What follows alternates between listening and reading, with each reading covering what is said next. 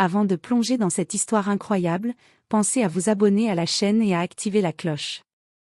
Ici, chaque récit a quelque chose à dire, et vous ne voudrez pas en manquer un seul. New York, en plein été. La chaleur suffocante ne faisait qu'accentuer la tension dans les rues animées de Manhattan. À l'intérieur d'une bijouterie de luxe, Emma Whitman, une femme blanche d'une cinquantaine d'années, regardait fixement derrière son comptoir. Ses yeux froids se posèrent sur une cliente noire qui venait de franchir la porte.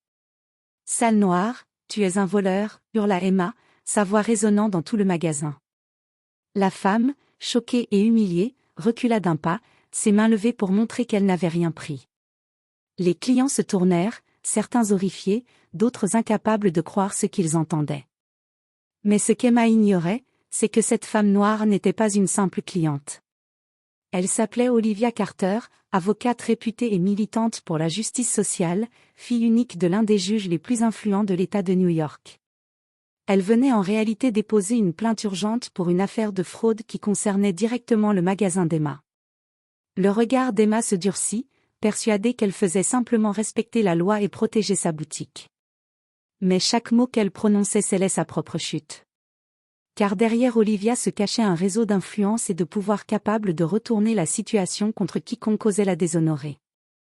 À cet instant précis, personne ne savait encore que cet acte de racisme impulsif allait tout changer, réputation, carrière, et sécurité financière. Une seule erreur, et Emma allait tout perdre. New York, matin. Olivia Carter entra dans la bijouterie Whitman & Company, un lieu réputé pour ses bijoux rares et ses montres de luxe. Elle n'avait qu'un objectif, déposer une plainte urgente pour une fraude commise par un fournisseur du magasin. Emma Whitman, la propriétaire, l'observait depuis le comptoir, un sourire méprisant aux lèvres. Dès qu'Olivia posa le pied dans le magasin, quelque chose dans son apparence éveilla les préjugés d'Emma. Sans réfléchir, elle lança. « Sale noire, tu es un voleur. » Le temps sembla s'arrêter. Olivia recula, sous le choc. Les clients présents fixaient la scène, certains choqués, d'autres incrédules. Olivia tenta de parler. « Je suis ici pour une plainte officielle, je n'ai rien volé. » Mais Emma ne l'écoutait pas. Elle appela la sécurité, persuadée de protéger son commerce. L'humiliation était publique, brutale, et injuste. Olivia sentit la colère monter, mais au lieu de réagir impulsivement, elle resta calme. Derrière ce calme apparent se cachait une stratégie. Olivia savait exactement comment retourner cette situation.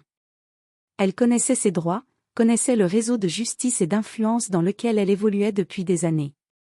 Et surtout, elle savait que Emma venait de commettre une erreur qui allait lui coûter très cher. Alors qu'Emma continuait ses accusations, Olivia sortit son téléphone, en appelant quelqu'un qui allait transformer cette humiliation en leçon mémorable pour la propriétaire raciste. Le prologue de leur confrontation venait à peine de commencer. Quelques minutes après l'humiliation, Olivia Carter quitta calmement la bijouterie, son téléphone à la main. Elle n'avait pas réagi avec violence, mais avec précision. Son premier appel était destiné à son père, le juge William Carter, un homme respecté dans tout l'État de New York.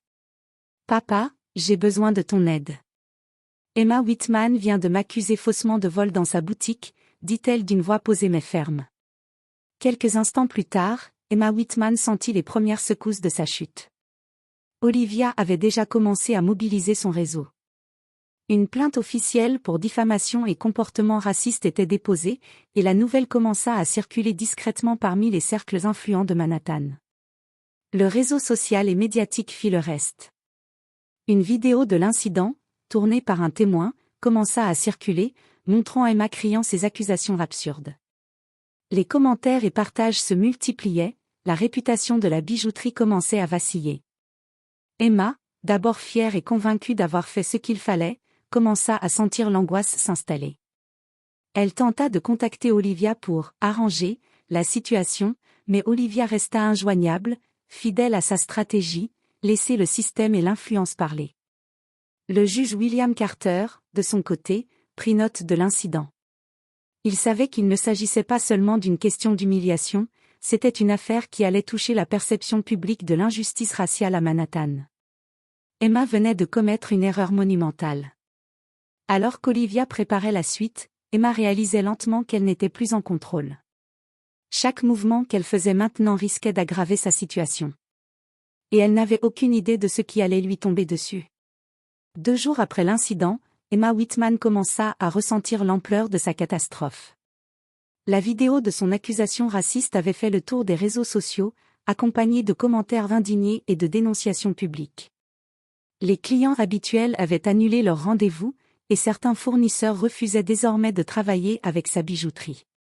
Le stress monta lorsque la police et le procureur local contactèrent Emma. Une plainte pour diffamation et harcèlement racial avait été déposée par Olivia, et une enquête officielle était en cours. Chaque appel téléphonique, chaque visite d'agent la rappelait à l'ordre, son acte impulsif n'était pas sans conséquences. Emma tenta de se défendre auprès des médias locaux, mais ses excuses sonnaient creuses. « J'ai réagi sous le choc, je pensais protéger mon magasin », déclarait-elle, mais le public ne voulait rien entendre. Les journaux titraient déjà. Propriétaire raciste humilié après accusation injuste d'une avocate noire. Pendant ce temps, Olivia gardait son calme. Elle savait exactement comment jouer la situation, laisser Emma s'embourber dans ses propres erreurs et utiliser la loi pour la mettre face à ses responsabilités. Olivia avait également contacté des associations de défense des droits civiques, qui amplifièrent l'affaire, mettant Emma au centre d'un scandale public. Le stress, la honte et la peur commençaient à ronger Emma. Sa réputation était en train de s'effondrer, son entreprise perdait ses clients, et elle se rendait enfin compte que son comportement raciste allait lui coûter beaucoup plus que ce qu'elle avait imaginé. Ce n'était plus seulement une humiliation personnelle, c'était le début d'une chute publique dont elle ne pourrait pas se relever facilement. Olivia, quant à elle, préparait déjà le coup final qui scellerait le destin d'Emma. Une semaine après l'incident, Emma Whitman faisait face à un tribunal médiatique et légal. La plainte pour diffamation et harcèlement racial déposée par Olivia Carter avait été transférée devant un juge impartial, mais l'attention du public rendait l'affaire explosive. Les caméras étaient là, les journalistes en alerte, et chaque mot prononcé par Emma serait scruté.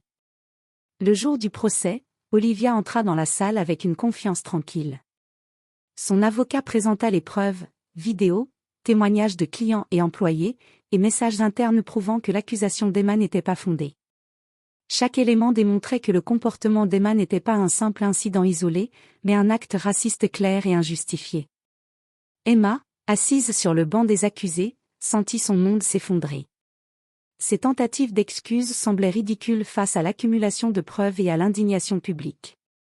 Ses employés avaient quitté le magasin, les fournisseurs rompaient les contrats, et les clients avaient déserté en masse. Son entreprise était pratiquement condamnée avant même le verdict. Le juge prononça finalement la sentence, des dommages et intérêts substantiels à verser à Olivia, une publication publique d'excuses et la suspension temporaire de la licence commerciale d'Emma. En sortant du tribunal, Emma comprit qu'elle avait tout perdu, réputation, clients et respect. Olivia, elle, restait majestueuse et calme.